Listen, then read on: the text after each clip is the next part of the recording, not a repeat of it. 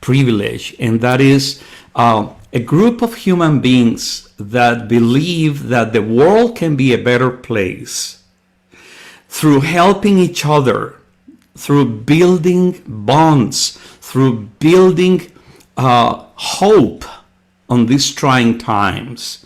We as coaches, as leaders, have this invitation from life to step up and to do something about it.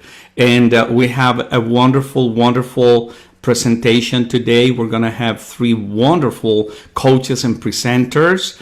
And I'm going to go ahead and share with you all the words, the recorded words from our own president, captain, and Dr. Shan Murthy. Let's listen to him first. Greetings from the International Association of Coaching. Quo Vadis is a Latin phrase meaning, where are you going?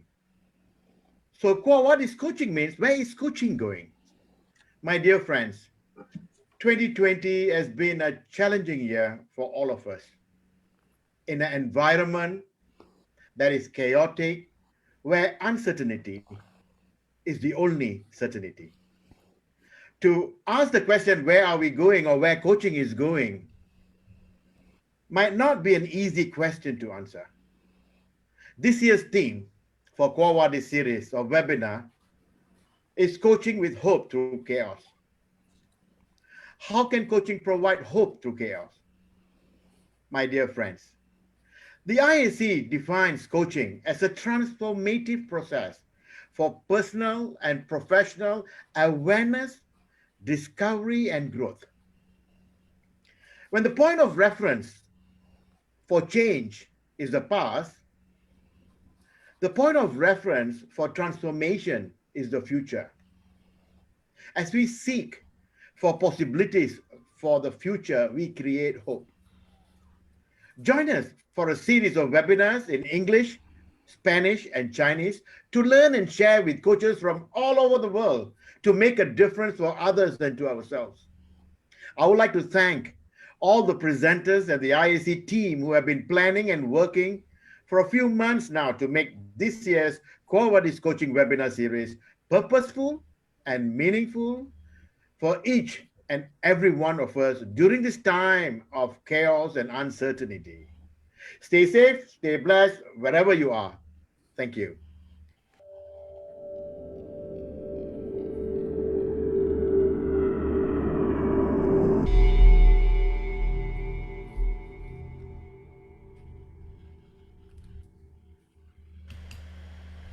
Well, thank you, Shan. But we have Shan live here today to introduce this presentation of ours. So you have the floor, my dear Shan. Thank you, Luis.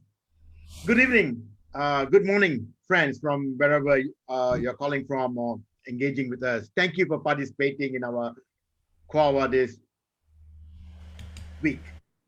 Today, we have got a great presenters, a great panel, and today they're going to have a conversation with regards to the theme of the conversation is going to be through the looking glass, reflection in the new normal. Let me introduce our panel members for today. Isabell Z. She's a professional coach, certified trainer, and organizational development consultant, founder of BusyBuds company. She is from Kuala Lumpur, Malaysia, and she has been helping us with the Voice magazine of the IAC. Next is Yechezckel Madanes. He is a professional and life and executive coach. He's an expert in Enneagram and MBTI, certified Robbins Maddenas strategic interventionist. He is the head of the IAC research committee. And I respect the kind of work Yechezckel is doing, and he's really helping us with the research that we'll be doing a global research where Yechezckel is going to make all this happen for the IAC. And Yechezckel is from Tel Aviv, Israel. Next is Dr. Kavita Shethi. She's a coach, trainer, and consultant. She's IAC Masteries Certified Masteries Coach. She's got a bachelor degree in engineering. Kavita has received MTech and doctorate in management system. And Dr. Kavita is from our IAC chapter Singapore, and she's from Singapore. Yeah. So to continue, I would like to pass the floor over to Isabell Z. Isabell, all yours. Thank you so much. It's so good to see everyone here. And I see some familiar faces in the room. I see some new faces. And I'm really excited about the fact that there are going to be people from all over the world that get access to continue watching this amazing content, right? And it is my privilege to be side by side with these people today. My lovely and most beautiful Kavita Shethi, along with Yechezckel, all the way in Tel Aviv. Ask Vicky. So allow me to reflect a little on the process that got the rest of us here today, right? Because where did we come together with this topic of reflection, through the looking glass in the new normal, especially? So have you heard of Alice in Wonderland? There's a book, famous book by Lewis Carroll. It's called Alice in Wonderland, Through the Looking Glass. And what happens to Alice is that she steps through the looking glass and enters this whole new dimension, right? She discovers things about herself that she never knew, strengths that she had along the way. And here I think, maybe Lewis Carroll was onto something, because it does take us time to look into the mirror before we can see what's within ourselves in order to help others map themselves out better too. So a little bit of background, right, about what I do. My perspective that I'm going to be bringing into this conversation is my perspective as a coach working with teams of coaches, as I'm a design thinking coach that manages programs working with multiple coaches at the same time, getting mini teams together as we run programs for like 50, 60 people at a stretch. So we coach for creativity. I also have experience since my recent qualifications with IAC as well. And I do a lot of personal coaching, working with people, yes, younger, older, doesn't really matter. What's so amazing about coaching is that as long as you speak your truth, others tend to believe you and follow you on the journey as well. And above all of that, I also actively seek coaching from others. So I don't just share this experience as a coach, but as a coachee, right? Because what is it like for the person who's sometimes sitting across and wondering, what are you going to take me through today? So let's talk a little bit about reflection. I decided to reflect on how I got here. That's how I start. That's how I like to end my conversations and all my interactions. It is such a crucial part, and it has become an integral part of everything I do, more so since I've become aware of the coaching masteries and abilities that have got me to where I am today. So for me, in my perspective, reflection to a large extent means befriending your emotions, right? And right now, let's talk about what we've experienced in 2020. For some of us, we even wonder, wait, 2020 came around already? Because I hardly felt where the year's been. Have I been locked up at home most of the time? For some of us, has it been spent in fear? Or in some cases, have we got a huge workload dumped on us because people realize that, hey, the virtual world is a lot easier to work on and I can connect with anyone at any time, right? It has been an avalanche of different kinds of emotions. For parents at home with their children, all of a sudden, 24/7. For the working adult who now has to change the way they work and see, maybe 9 to 5 isn't the way I need to work anymore, but am I really okay with it? What about those people who don't have the time to actually reflect and go, what am I okay with? What have I felt in 2020? Am I just going through the motion and through a whole bunch of activities? So in a time when all these emotions run so high, it's more important than ever to become friends with them. Especially for those of you who've had time alone when you've had to be either in movement control order in some parts of the world, or because you've been fearful to step out and you don't have family around you. What you have is yourself. And sometimes the toughest thing to do is to become friends with yourself, because it involves tirelessly looking through your experiences. And that's what reflection is, right? It's effort. It takes energy from us. It's a conscious effort.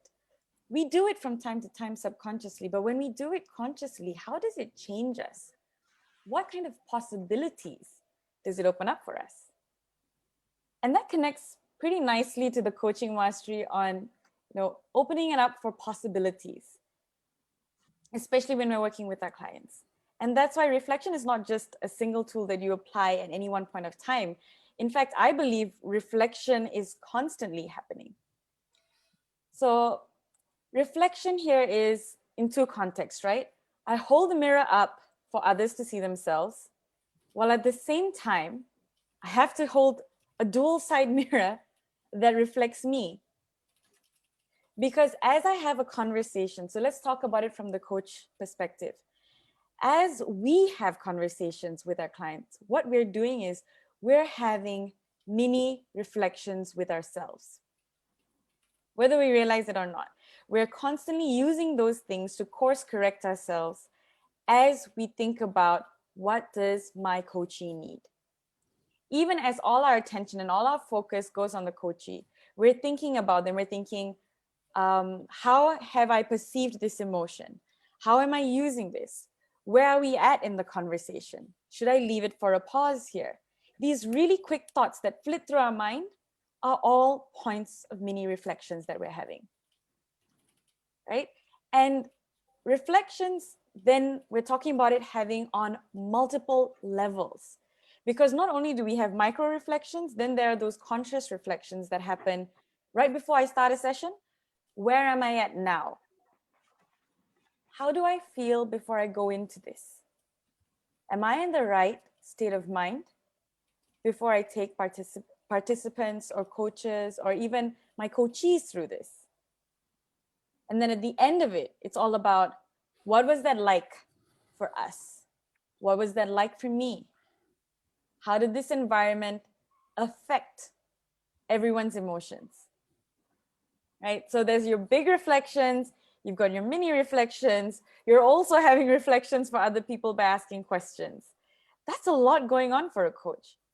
But the moment you become conscious about it and you practice it every day, it's like a muscle and it comes to you. It comes as a strength, right? I call it a muscle because when developed, it becomes a core strength that we use to carry a conversation through. So, for example, I sometimes take for granted how often, so I work in a business consultancy firm, and I'm very lucky to work with a partner who has the same value systems as me. Kathy, I know you're in this session. I saw your name pop up just now. So I want to give her a little shout of acknowledgement because she is the ultimate reflection partner. She'll go like, okay, how was that conversation for us? Where were we at? What do we want to do with what has just happened? Even if we've had a really great conversation, a really bad conversation, we're always thinking about what worked, what didn't work, what do we want to do next, right? And don't take those people in life who give you reflection consciously and unconsciously, because they are so valuable to us. So today, I actually just came back from coaching a design thinking program. And I was working with a bunch of coaches who I haven't worked with in a long time. They're all external coaches who come together to put this program. And when we work together, at the end of the day, we always have a debrief. And during this debrief, it's a reflection of three things that we like to talk about. Highs, lows, and I learned, right? So this is a reflection tool that we use in design thinking. So the highs we talk about are, okay, this is what went really, really well. And we celebrate it together. In the lows, we talk about what really hit us during the day. Where did we struggle the most? Where did we see that energy dropped, not just for us, for others, and for the people we were working with? And after going through this whole experience, suddenly one of the coaches in the room turned to me and said, wow, I really missed this. Now, for someone to say, I really miss this, shows you that it doesn't happen very often for people. And if you're someone who is constantly able to realize the state of reflection, or if you're getting there, realize that what you do is a true gift that even reflection for yourself is the best gift that you can give to yourself. Reflection is usually done for growth. But if we look at it in today's context, reflection has become essential for survival. And it's to reflect, the things that we need to have are vulnerability and honesty. Reflection is a practice in both. And the lesson that I have to take away from what I've shared so far is, it helps to do it with someone else. Never take it for granted. And do your best to give it to others as well. Because in a world where everything is becoming more and more fast-paced, where technology seems to be taking over everything around us, and as human beings become more important, see, as technology grows, human beings only become even more important than ever before. We want to avoid becoming activity junkies, then move without a purpose, and pause and reflect in order to live more purposefully, right? I would like to end that quick sharing with a quote. Knowledge wants to talk. Wisdom wants to listen. How willing are you to listen not only to others, but also to yourself? That's it from me. So I'd like to ask if my fellow panelists have anything they want to share, or they'd like to comment about what I've just shared as well. Yes. Thank you for sharing that, Isabel. That was great. And I really can relate to your everything that you said. I would like to point especially the befriending your emotions and the avalanche of emotions, and the going through the emotions. I think those are really critical aspects that are kind of foundational of the mindfulness aspects that you were talking about. Because as we've been talking the other day, I remember from our conversations, you cannot see the picture when you are in the picture. So this stepping back, I think it's really very important that you mentioned it, because it's if you're not able to stop in front of this avalanche of emotions, the conscious reflection that you are proposing, I think is really critical. Absolutely. Thanks. What I really loved about what you said were, you used a couple of words which really resonated with me. And I think they resonate really well with our masteries too. You used honesty and you used vulnerability. And I think both those tie in so beautifully to our mastery number one, right? The way we look at the world, the way we coach, and the fact that we as coaches, through this reflection, open ourselves and open the minds of our coachees or our clients to being vulnerable, to looking at the mirror, at the reflection with honesty. That really, really resonated with me. And also what resonated with me was the highs and the lows, because none of us is perfect. We are not perfect as coaches, we are not perfect as human beings. But when we do reflect with complete vulnerability and honesty on the highs and the lows, that's what makes us whole. That's what makes us complete. So love that, Isabel. Love that perspective completely. Thank you, Kavita. I think languaging to ourselves and with others is an essentially powerful tool for reflection. So when you highlighted that, there was another tool that came to mind that I would really like to share with everyone. And it's something we also use in design thinking, which is I like, I wish, and I learned. So I like is everything that went really well. And then I wish is usually the space that you want to improve, but it's really important that you put it as a wish, because then you're thinking about the future and how you make it actionable. So when you reflect, it's about once you reflect and once you're faced with this information, you're sure to do something with it. So language plays a huge trust. And I'm going to put that down into the chat for anyone else who wants to have a look through and see what those tools are like. In the meantime, I think it's a great segue to hand it over to the last person who just spoke, Kavita. Thank you, Isabel. Thank you so much for, once again, thank you very much for that insightful sharing. And like I said, I just love the perspective. So what I'm going to do is I'm going to shift the gear a little bit, keeping the perspective on reflection. But keeping it a little bit more in perspective of the work that I do, I spend a lot of time with organizations and with leaders working both as a coach and as a consultant. And like you very rightly said, Isabel, 2020 exposed a lot of emotions, and each one of us befriended these emotions in different ways, we took back different things, we were challenged by different things. And during the course of my work in 2020, a number of phrases were thrown around. Okay, we heard the new normal, we heard the new world order, lots of these terms, got written about, you read articles about them and so on and so forth. For me, at the root cause of all these phrases were some very, very key concerns about two very critical aspects, concerns about business health and about self-care. And all these concerns, they were rooted in words like change, chaos, uncertainty, and anxiety.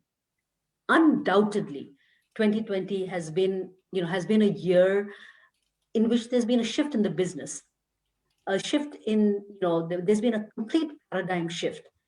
And this paradigm shift has left organizations and leaders within these organizations in a state of flux.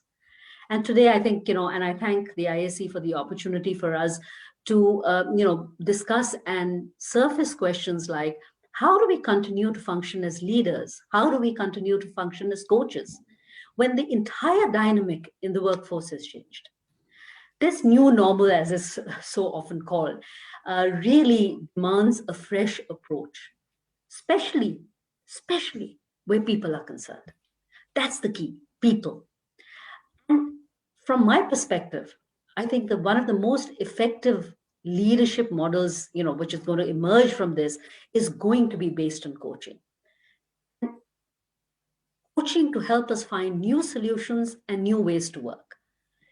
And from what the work that I did, and for us, 2020 came with it, just like Isabel said, with a lot of work, a lot of coaching, helping organizations. And coaching in this new normal was exemplified definitely by trust, by empathy, by ownership, and most certainly by reflection. And that is how, when we were coming up with this topic, as Isabel said, we precipitated into this whole piece about reflection. Because everything today is about leaders becoming coaches who engage with their people, who empower their people. And in times of this physical isolation where people are at home, the ability to connect with people has never been more important, right? And when we think back and we reflect and say, where is this all going? What is the future going to hold for us? One of the things that comes really clearly is that the future belongs to leaders and to companies that are able to collaborate, are able to co-create as opposed to separate. That's one of the key takeaways for me as a coach and as a consultant that the year has taught me. The people that are able to build these bridges across functions, bridges across cultures, bridges across countries. And remember, the bridges that we are building are now virtual. The world is shrinking. It's shrinking, not physically, but it's shrinking virtually. And by putting into place conversation skills, the coaching conversation skills, we are really looking to find new solutions. When this new normal came, a lot of organizations were taken by surprise. And remote work was not by choice. It was not remote training or remote team training that people were prepared. It came in, they were ill prepared for this. Some people had technology, some people didn't have technology. And most of the workforce, or even our clients on one-on-one coaching, they felt a huge lack of control, a lot of anxiety, both at a personal level and at a professional level. And the fact that, things like Isabel very rightly mentioned, working from home, office space not being available, caused even more anxiety. And these people started looking externally at coaches or their leaders to help them find solutions. But the paradox here was that the coaches and the leaders themselves were trying to balance that act of being visible, of being present, of being empathetic, while at the same time, meeting the very bare necessities, the operational demands of business, and also coping with their own personal challenges. Now, that was a huge paradox that was being created. Performance anxiety was being, I'm not going to spend time on performance anxiety, and that's a huge topic by itself, but it was also on the rise, right? And the trust, this whole trust between managers and employees and coaches was getting eroded at a baseline level. And that, really again brings us to my favorite mastery. That's mastery number 1, of establishing and maintaining that trust. Now, in this time, let's talk of leader as a coach. That's my passion, a leader as a coach, and all of us bringing out the coach within ourselves. What do they really need to focus their energies on? When the instinctive response to that question is keeping businesses afloat, keeping people in their jobs. Absolutely. Completely agree with that. There's absolutely no doubt in my mind that that is important. But the need for leaders to be authentic, be able to be honest, and as I love those words, vulnerable, honesty, to be able to walk that fine line was very, very important. But all leaders cognitively and all coaches cognitively understand this. From my sense, from working with my clients, is that in reality, they feel that leaders and coaches are not working towards creating a co-created, sort of success or a co-created solution. So time has now come, just like Isabell said, even as leaders, as coaches, we must take a step back, look in the mirror, think about and reevaluate our actions. And more important than actions, really reevaluate our conversations. The need to recalibrate, and I love my 3 R's, the need to recalibrate, the need to realign, and the need to reassure cannot be understated. And this becomes, once again, very important from both a coach and a client perspective. This really brings back, to my mind the words "know thyself." The words "know thyself" date back to ancient Greece. They are the first of the 3 Delphic maxims which are inscribed at the Temple of Apollo. It's not new. And as an executive coach, I completely, buy into, I completely attest the value of self-awareness in leadership and in coaching.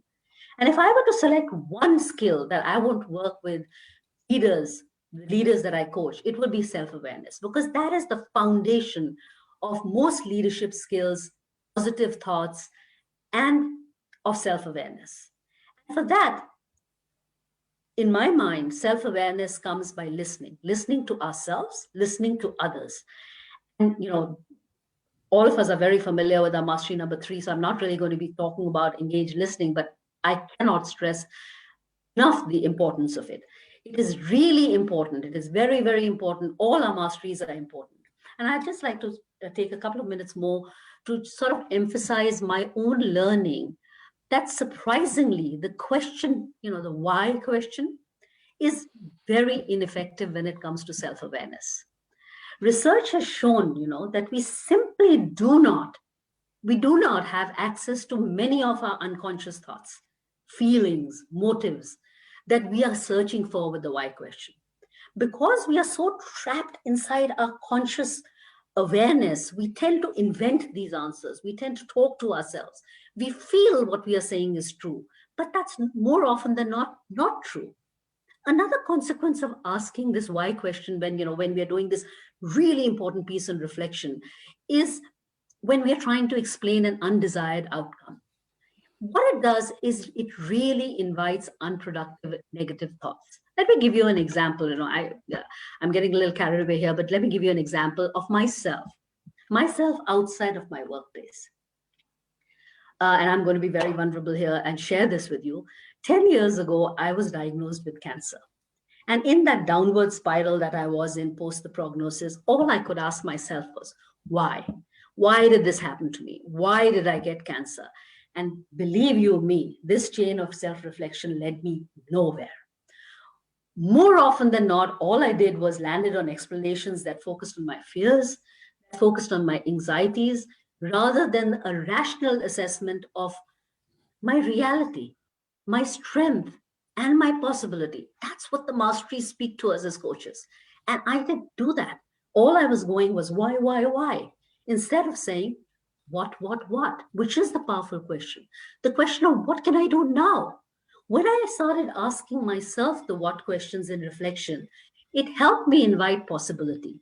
It helped me stay objective, and it empowered me to move on, to, to do things which I possibly never even dreamed of earlier.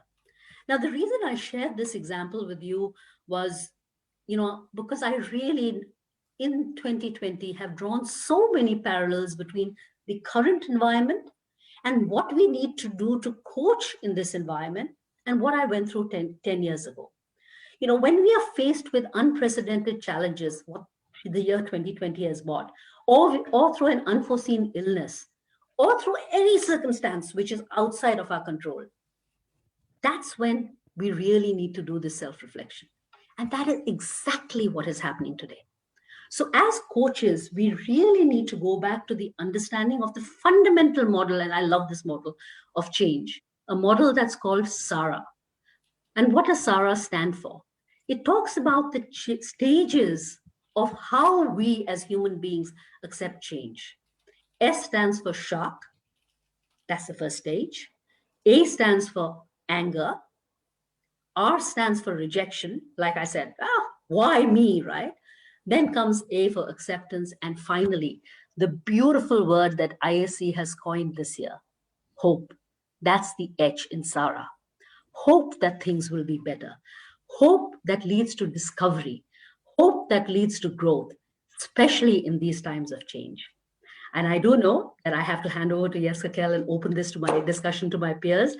And I'm coming to the end of my time slot really, really quickly. But what I really want to end with is something which is very dear to me. That is, it is very, very important for us as coaches to realize that the world has changed. We cannot be in denial. And as coaches in the new normal, we need to take that step out to meet ourselves, to have that reflection, to meet our clients where we are and where they are today. We can't go back. We can only go forward. And as coaches, our goal is to help our clients succeed in this new reality. And, if I just sit back and end on something which says that the current crisis may have served as a trigger for us to really look at what do we do as coaches and what do we need to do differently. All right. With that, I'm just sort of going to, I can go on talking for the next 1 hour on this. I'm so passionate about it, but I'll open this to both Isabell and Yechezckel on your comments. Wow. Thanks for that sharing on your personal reflection journey, Kavita. I mean, that is reflection in action, right? That vulnerability and honesty that you just gave to the rest of us is something I want to show deep appreciation for, because through that, you allow the rest of us to learn so much as well. And that's a beautiful thing. It also drew to me the fact that you mentioned the word trust, and I really like that. That was a centrifuge to what you were talking about when it came to the relationship between the organization across the managers and employees, and how with whatever that's been going on, because of the stresses, through no one's fault probably, on the different levels, it all gets eroded, right? We don't want it to get eroded. We don't intend for it to, but it happens. And then that makes me think about how I've actually had clients approach me on an organizational level, seeking conversations to trigger collective reflection. And that's a data point for me that shows, wow, what you're saying is so true. Because everyone is looking for these things, how to bridge that gap between the different levels, but using reflection as a way to do that, right? And that's the power. So we looked at individual reflection earlier, and now you brought us very nicely into group reflection and how it brings connection to people. And then you mentioned the mastery of inviting possibility. As a coach, we need to invite possibility for a coachee, right? For those who are not part of the IAC group, this is something you'd be able to learn and be able to look up on when you become part of the community, right? So on top of inviting possibility, I think of the mastery of processing the present. And Absolutely. Then I guess I'd end it on, for me, how these two connect and with your sharing is be in the now, dream of the possibilities of the future. Thank you.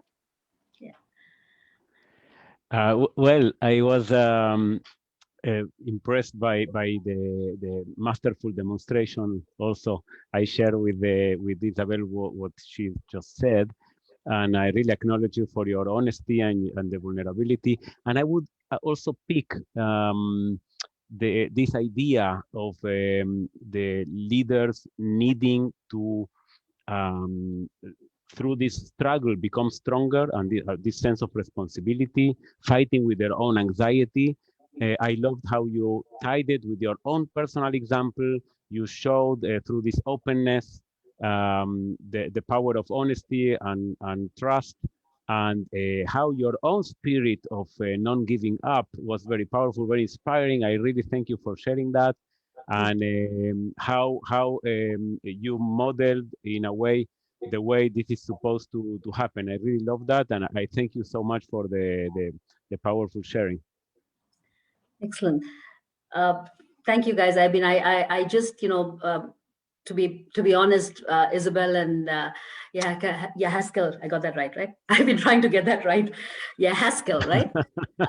We've shared some really lovely moments putting this panel together, and I think every time we've talked about it, we've come up with a new set. But I think the key thread here is the thread on reflection, and that's and we owe that to Isabel to come up with this gorgeous title of reflection, right? So I think keeping time in mind, let's hand it over to you, Yechezckel. Let's hear Thank from you you very to tie much. it all up.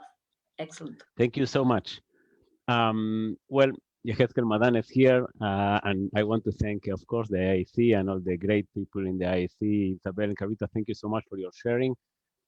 It's really nice to hear about what you've been doing and how you both use your expertise in this new normal. Very insightful, and as always, I always come up with the interactions with you with some new pieces of learning and things to reflect on. So thanks so much. And looking back at what both Isabel and Kavita were saying, I'd love to pick it from one central idea, which is the idea of holding, as Isabel put it, let me paraphrase her words, holding the mirror up, okay, for yourself. And it comes to mind a very powerful quote. So I'd like to take it from there. A powerful quote from R.D. Laing, which says like this. I will paste it on the chat so you can have it at hand, because it's such a powerful quote. And this all relates to this holding the mirror up, okay, and the self-reflection. So the quote says like this: the range of what we think and do is limited, okay? It's limited. What we think and do is limited, but what we fail to notice, listen to this, what we are able to think and do is limited, but what we fail to notice, what we don't notice. And because we fail to notice that we fail to notice, there is little we can do to change until we notice how failing to notice shapes our thoughts and deeds.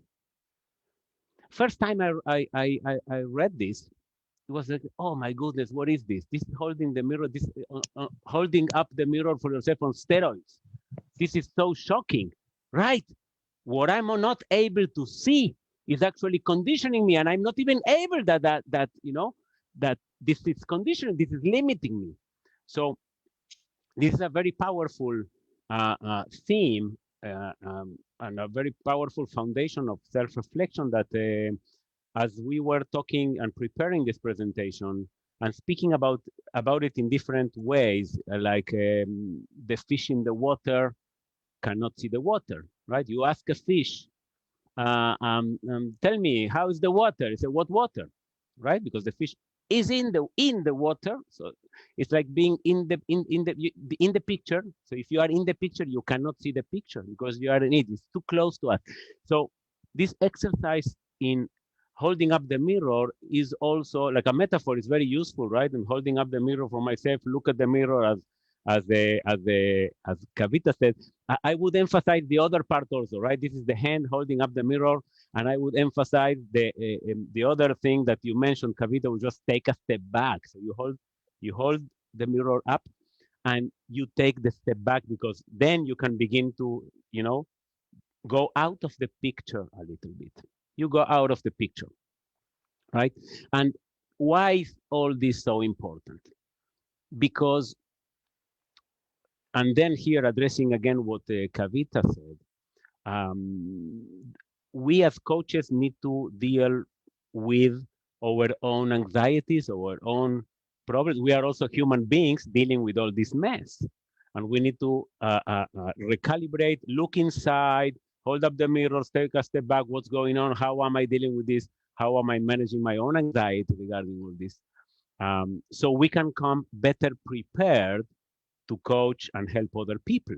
Right? It's a bit of the concept of putting your oxygen mask first, because otherwise you cannot help other people.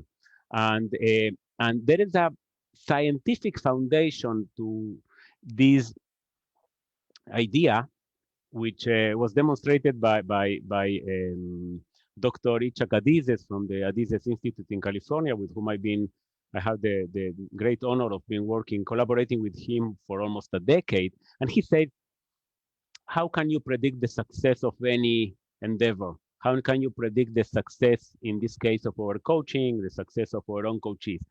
Dr. Madanes says success is always a function of external integration, all the things that we are doing, right, to succeed in the world, divided, fragmented, right, divided, diluted by internal disintegration.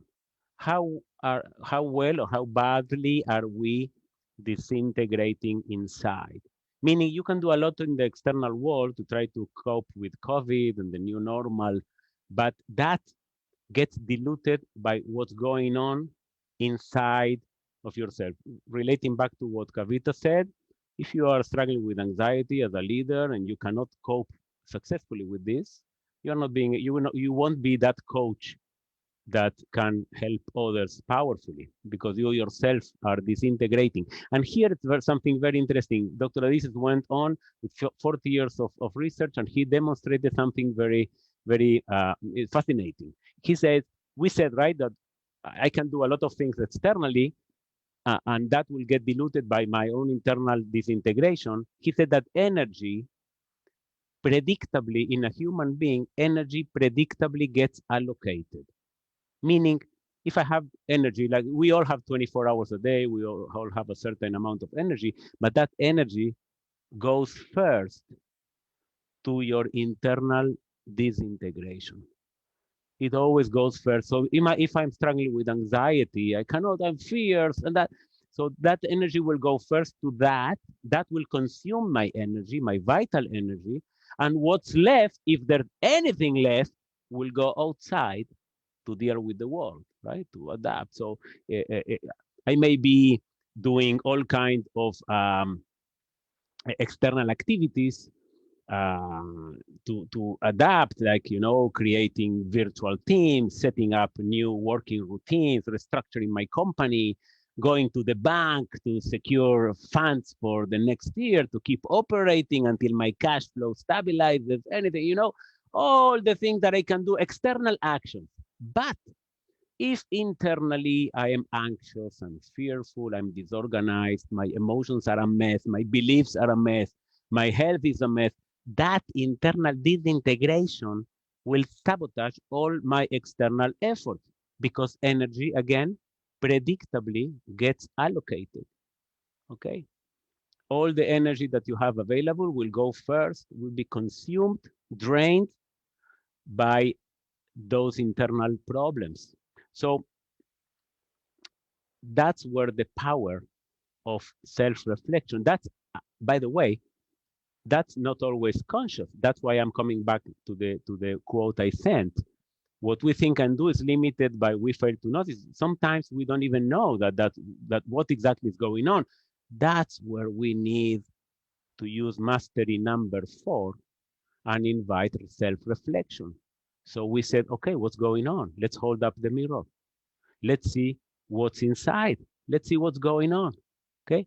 And because my background is in the Enneagram system of personality in my school, I like to reflect in a way for efficiency and effectiveness in three main areas. So we mentioned the thinking, right? But the anxieties and emotions. So I can say, okay, if I hold up the mirror, I can say what's going on inside myself. What's going on? What am I thinking right now?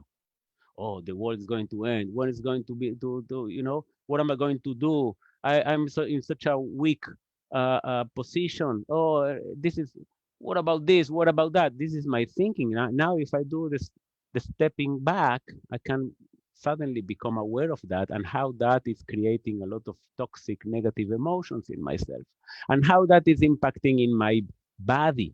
Okay, so we through the self-reflection, we suddenly bring into consciousness that otherwise we would be failing to notice. And because we fail to notice all that, there's nothing we can do to change. We are in this autopilot existence.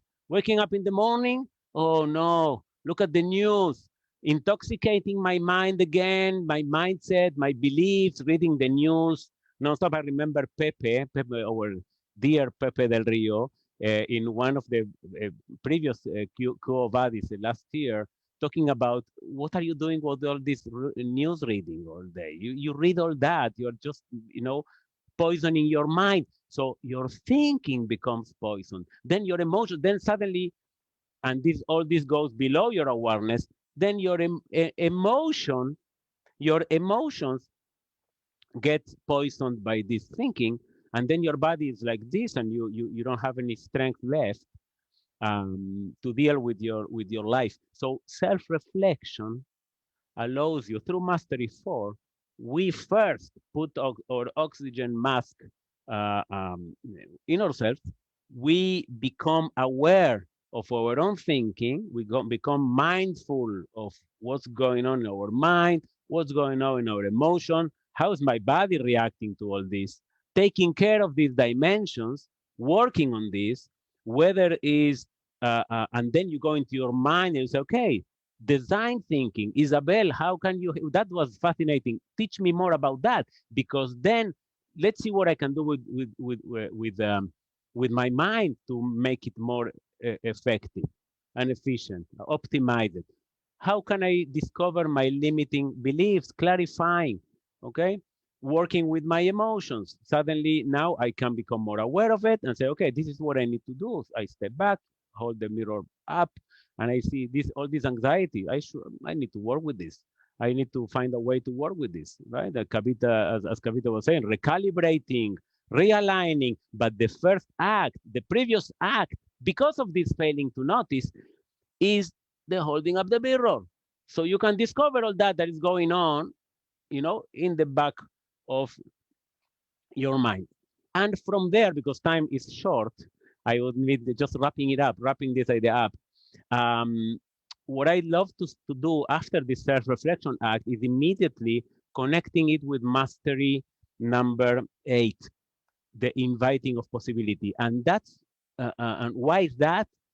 Because the moment you become aware of who you are, what's going on inside yourself, the moment you become aware of all that, and you are able to actually be on top of that, instead of you being a slave of your thoughts and your emotions and your anxiety and all that, you become the master of it. You own yourself. A new world of possibilities open up. That's how we invite possibilities from this new place, from this new you. What possibilities arise now? Okay, we have now enhanced our coaches' awareness regarding the options that can be accessed. And I love to wrap this idea up. And of course, I would like to invite you all to use the masteries, and in particular, these 2 masteries in this way, to experiment with your clients using this particular sequence. And we'd love to hear your comments and your feedback on that anytime. And so now I'd love to ask again, the opinion of my dear colleagues, Isabel and Kavita. If you have anything to say regarding on top of what I just shared.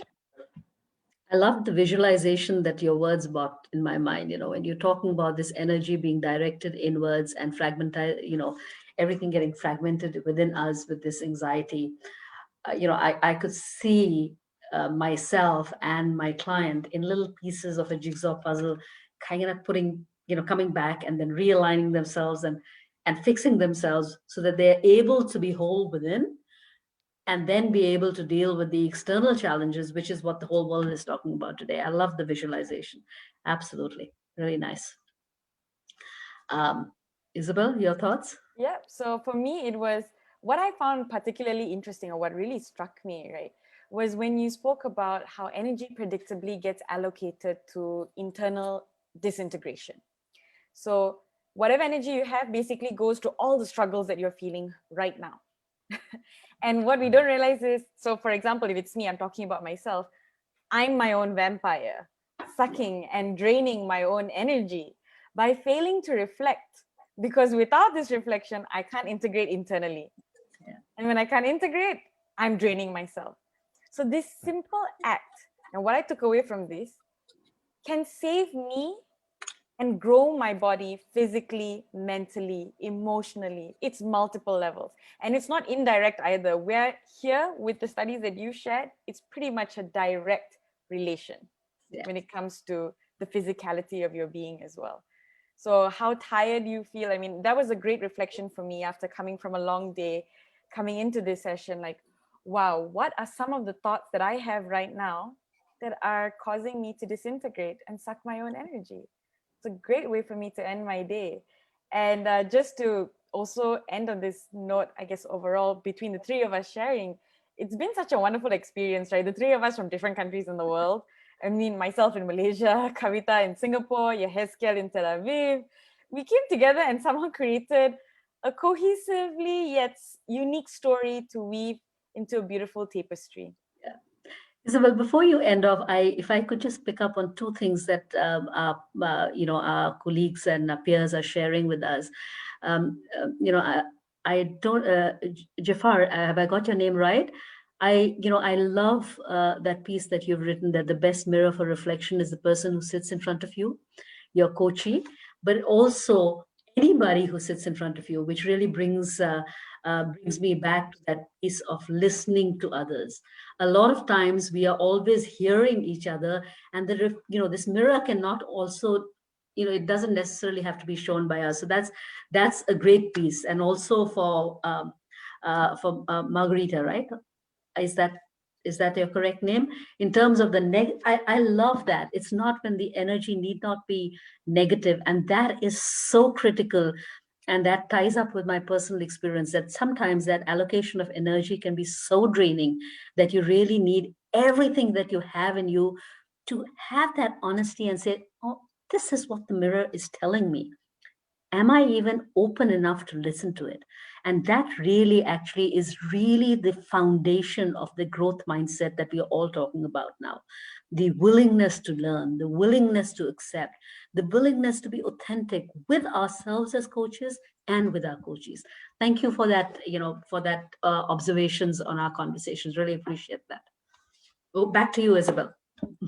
Actually, yeah, I would love to hear what everyone else is trying to say in the chat box and see if there's anything we could say. So Ed Britton mentions that at a distance, you three think together so well.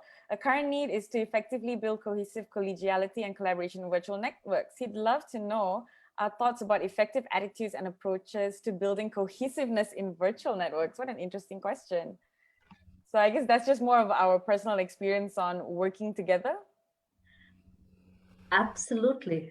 So this whole thing about virtual networks, and the key to these virtual networks are these virtual networks, nobody's been trained on them anymore. We have people who are even struggling how to work the internet in today's world. So the whole aspect of behavior, and that comes back to the fact of what can we do to build that trust. That's my take on this entire virtual, and that's what I've been working with my clients.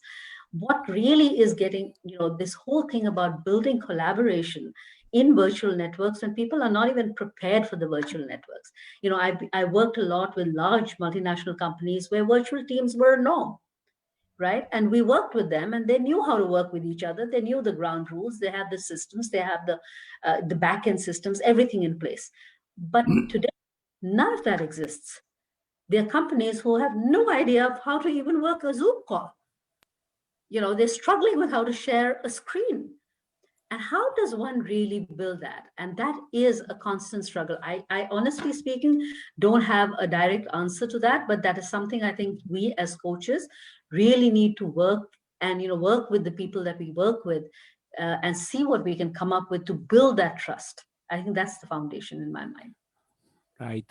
Listening to you, Kavita, what comes to mind with the Ed's question is I immediately think about two aspects that need to be installed, to be put in place to build this kind of trust. And one is the technical part, and the other is a sensitivity part.